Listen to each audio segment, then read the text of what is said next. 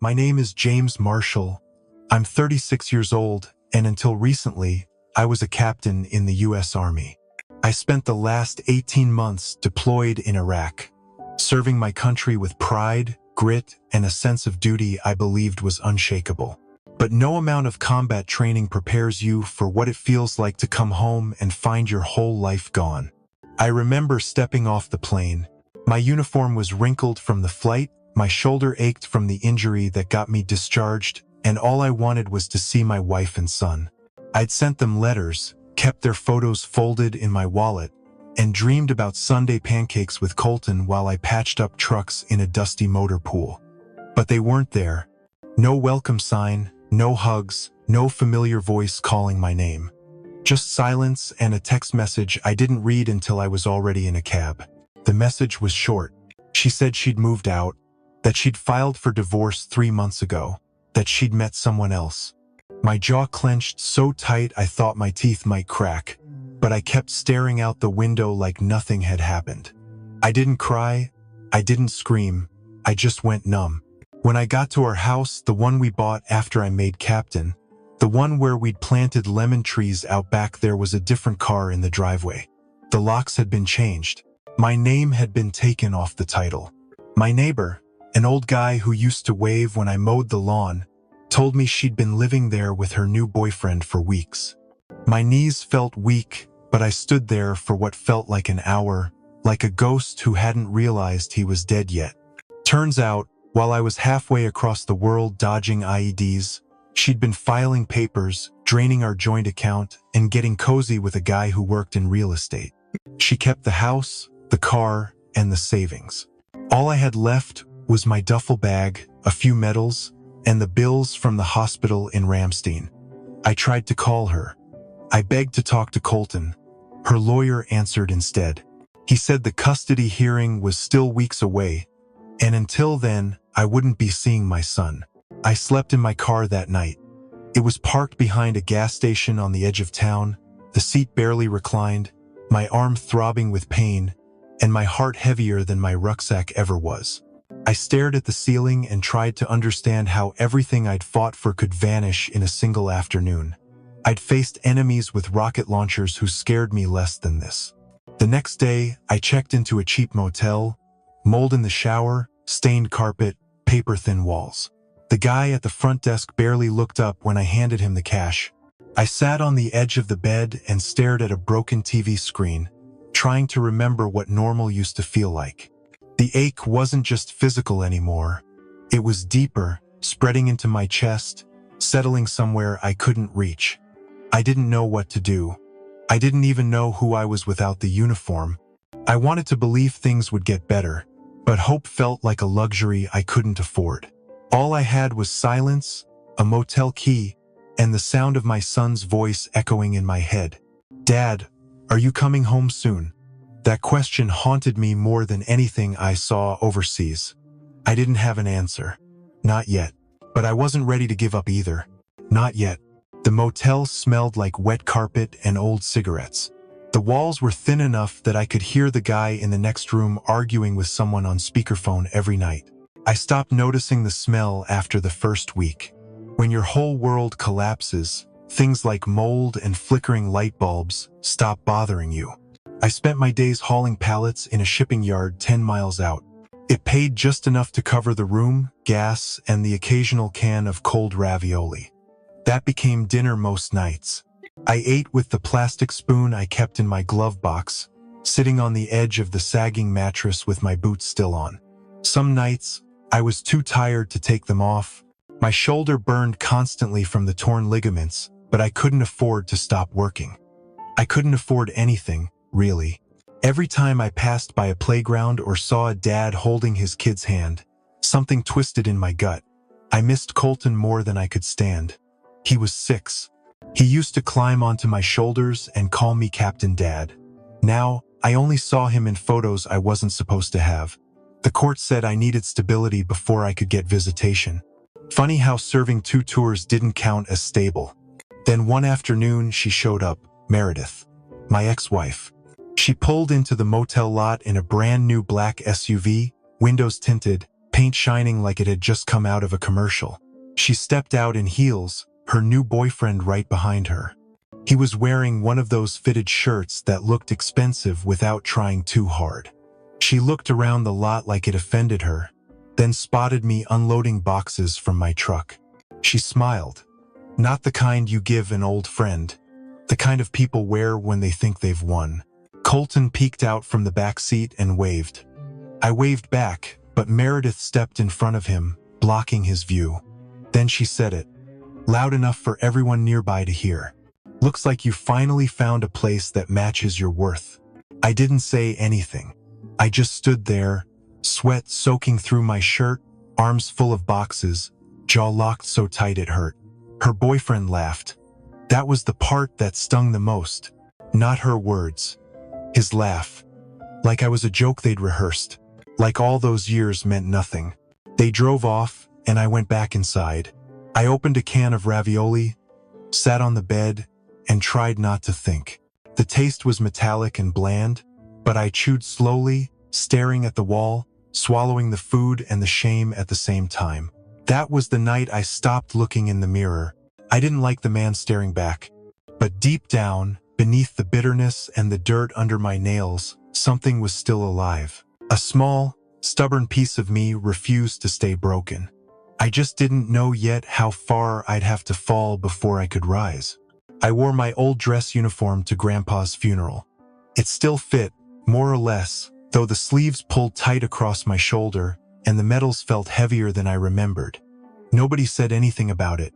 Nobody said much to me at all. A few nods, a few glances. Most of my relatives whispered in small groups, like I was a stranger who'd wandered in by mistake. The chapel smelled like polish and lilies. I stood at the back during the service, hands clasped, heart strangely calm. Grandpa had been the only one who ever made me feel seen, like I mattered even without a rank or paycheck. He used to call me Soldier Boy, saying I reminded him of himself when he was young. I hadn't seen him much before he passed. Just a few letters, some old stories, but they meant the world. After the service, no one asked me to stay, but I went to his house anyway. I knew it would be the last time I'd see it. The air inside was stale, still full of his books and the smell of pipe smoke that never seemed to fade. His desk was still cluttered, half a crossword on the table, a jar of pens. I opened drawers, looked through old maps, army photos, and a box of his medals. I wasn't looking for anything. Maybe I just wanted to feel close to him one more time. Then I saw it, a small wooden frame sitting on a shelf behind some faded paperbacks. It held an old photo of him and Grandma, probably taken in the early 70s. I almost put it down, but something made me flip it over. Taped to the back was a folded envelope, yellowed and brittle at the corners. My name was on it, just James. In his handwriting. I stared at it for a while. It felt out of place, like it had waited there quietly all these years for the right moment to be found. My fingers shook a little when I pulled the tape free.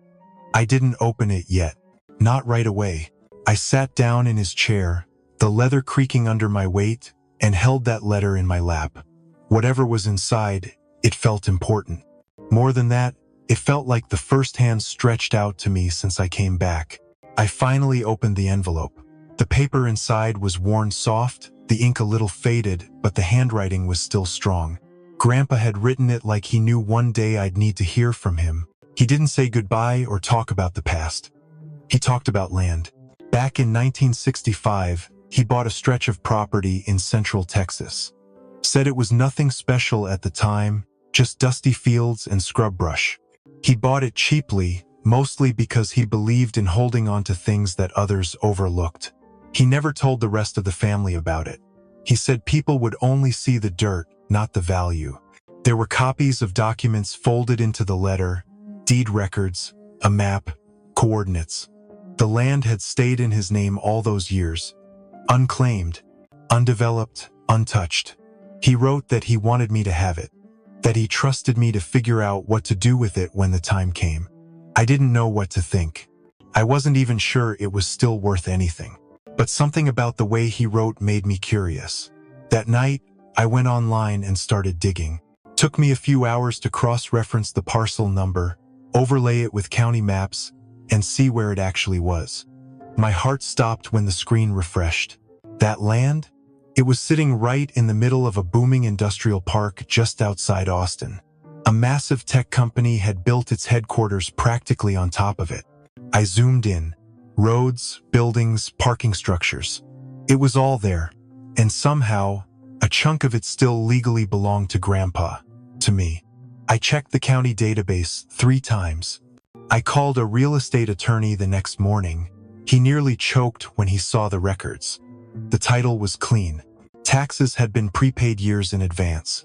The land hadn't been absorbed or sold, it had just waited.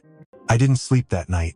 I called David Langston, a seasoned real estate attorney specializing in Texas land disputes, first thing the next morning. He was silent on the other end of the line as I emailed him the documents, the faded map, the tax receipts, and the original notarized warranty deed from 1965, the one Grandpa had kept hidden. David nearly choked when he cross-referenced the parcel numbers. The land wasn't just valuable, it was legally contentious. Grandpa had bought it legitimately and paid the taxes years in advance, keeping the title dormant and out of the easily searchable public eye. He never sold it, he never transferred it. James, David finally said, his voice sharp with excitement, the land's title is clean. But here's the twist. A Fortune 100 tech company is operating a data center on a large portion of it right now. They leased it from a third-party developer who only had a flawed, outdated claim to the property, not the actual original deed holder. He paused, letting the magnitude sink in.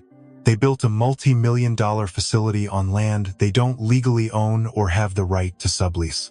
You, Captain Marshall, are the sole legitimate heir to the original owner. We can either force them into an immediate, high-figure buyout, or we can demand back rent and secure an astronomical new long-term lease. This isn't just money, this is leverage. It wasn't a gift. It was a strategic weapon left by a man who knew the value of patience and hidden assets. For the first time since leaving Iraq, I felt completely, overwhelmingly awake. Everything had fallen apart. But now, something buried had surfaced, and it wasn't just about money. It was about being remembered, about being trusted, about finally having a way out. I walked into the courthouse wearing a tailored navy suit, clean-shaven, with polished shoes and a quiet calm in my chest. It wasn't just about the clothes. It was the way I stood, the way I carried myself. Like someone who'd been through the fire and made it out on the other side. Beside me was David Langston, one of the best family attorneys in the state. He'd taken my call the day after I confirmed the land was mine. We didn't talk much in the waiting area. I just watched the hallway, tapping one foot lightly, until I saw her. Meredith turned the corner with her lawyer and that same smug energy she always carried. But the second her eyes met mine, everything changed. I saw her expression falter. Her gaze dropped for half a second, then snapped back up, trying to play it cool. But it was too late. I'd seen it. That flicker of confusion, then panic. She wasn't looking at the man who used to sleep in his truck behind a gas station. She was staring at someone she didn't recognize. I could see it hit her, like she was trying to do the math in her head.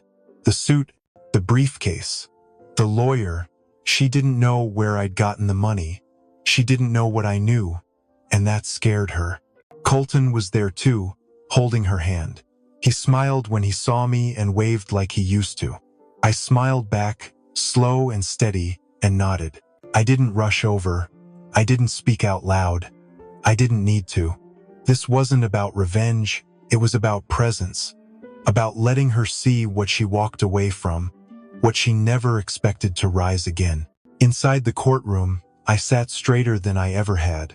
I answered every question clearly, calmly.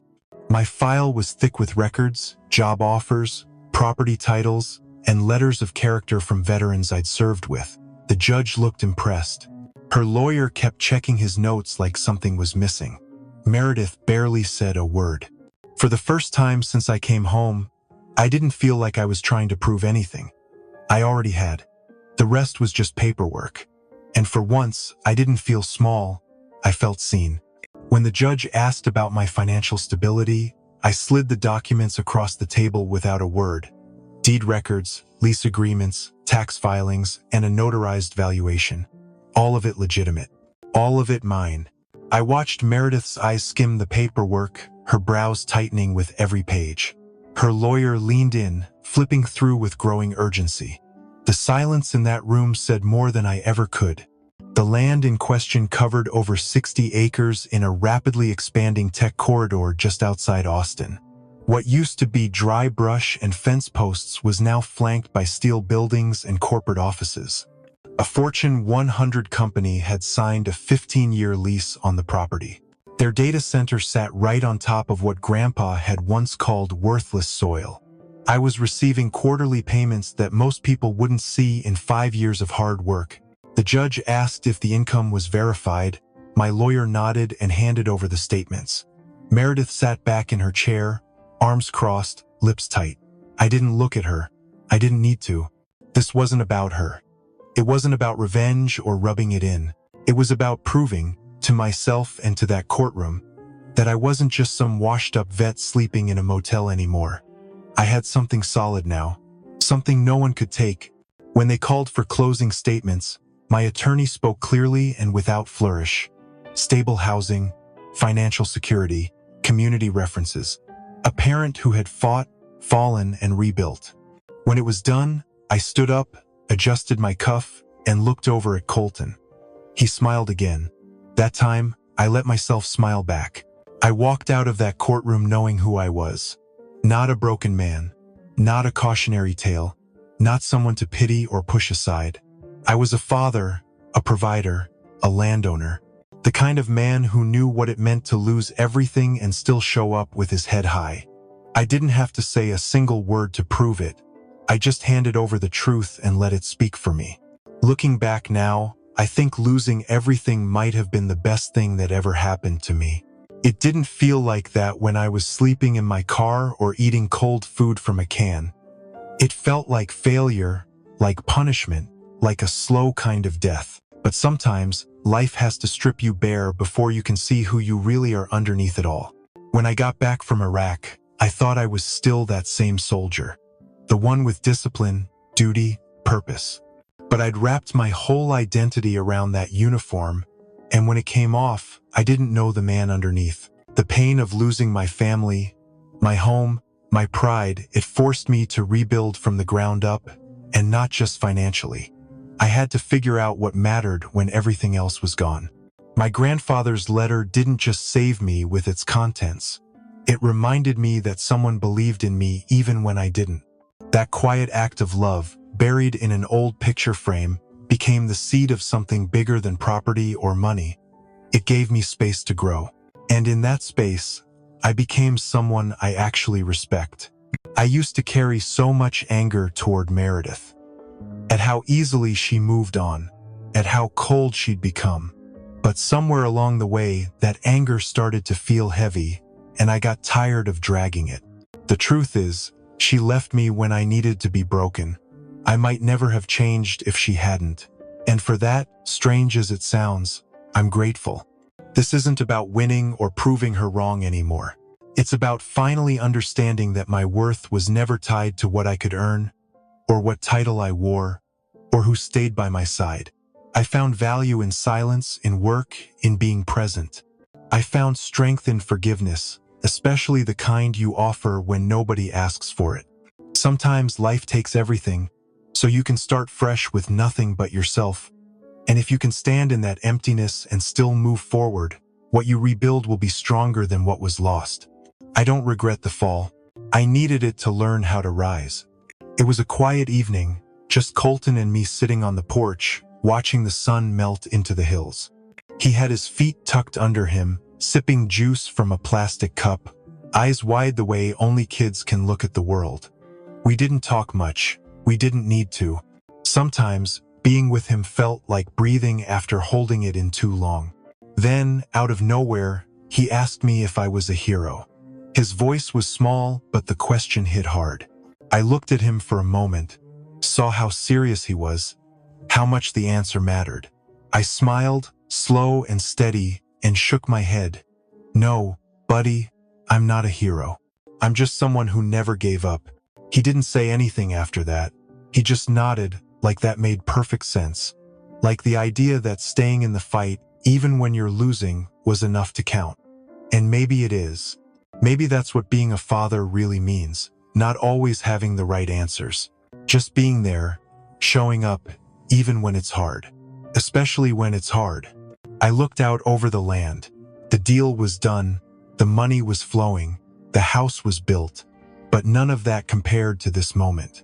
None of it came close to the weight of my son's head leaning against my arm or the way his laugh made something in me soften that had been hard for too long. The land mattered, the future mattered. But this was everything. I used to think success was measured in what you owned or who respected you. Now, I know better. It's measured in nights like this, in second chances. In hearing your child call you dad and knowing you earned it, not with money, but with love and time. So no, I'm not a hero. I'm not perfect. But I kept going when it would have been easier to quit. And if that teaches him anything, then maybe that's enough. Maybe being a hero isn't about medals or stories. Maybe it's about the quiet things, the steady things, the ones that last. And maybe, just maybe, that's what real strength looks like.